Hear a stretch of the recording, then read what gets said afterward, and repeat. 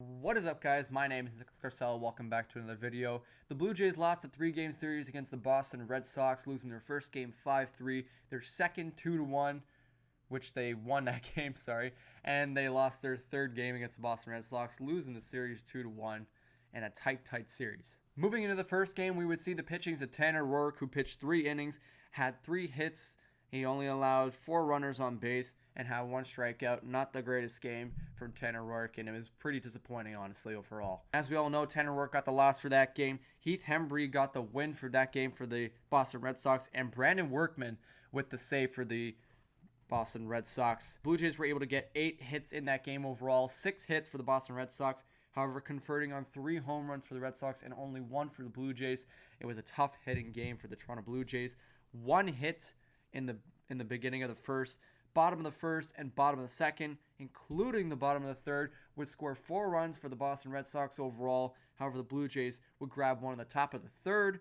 In the top of the sixth, the Blue Jays would grab another one, and then the bottom of the eighth would finish off the Blue Jays with a 5-3 win for the Boston Red Sox. Heading into Game 2, the Blue Jays would win this one 2-1 with Anthony Kay getting the win and Marcus Walden getting the loss for this one. Anthony Bass getting the save on this one with a pretty good game overall. 9 hits for the Toronto Blue Jays, 4 hits for the Boston Red Sox overall. No home runs, but the Blue Jays were able to get runners on base and convert on their chances. A 2-1 close game, the Boston Red Sox holding a 1-0 lead all the way to the top of the 7th, where the Blue Jays would grab their first run and their second in the top of the 8th to win this one 2-1 over the Red Sox.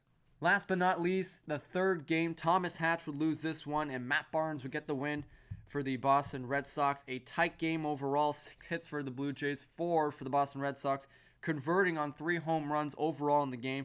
Only 2 for the Toronto Blue Jays, as it looked like the Boston Red Sox were pretty much in control for this entire game.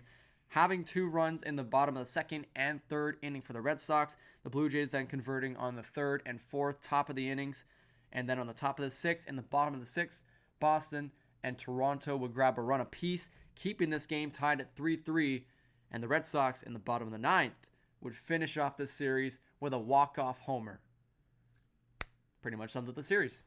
So let's talk about this game a little bit, and let's talk about my pet peeves on this entire series and what's been going on with the Blue Jays. I've started to pick up on it a little bit.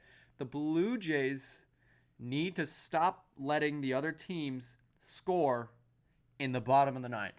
It's starting to get a little messy, and this is an issue that the Blue Jays need to overcome as a young team. They need to figure out how to have the bullpen be clutch in moments. You need to have those big hitters, Vladimir Guerrero Jr., Kevin Biggio, Bo Bichette, Randall Grichuk. They all need to come out and have big hit innings in the top of the 9th, top of the 8th, the ending innings.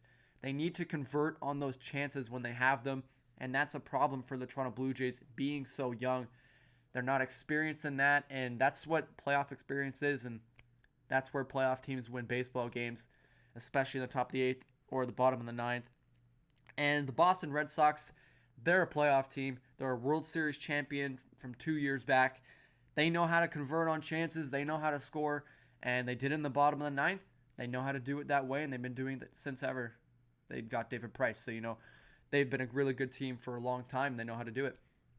That's just the facts. The Blue Jays need to learn how to play like that.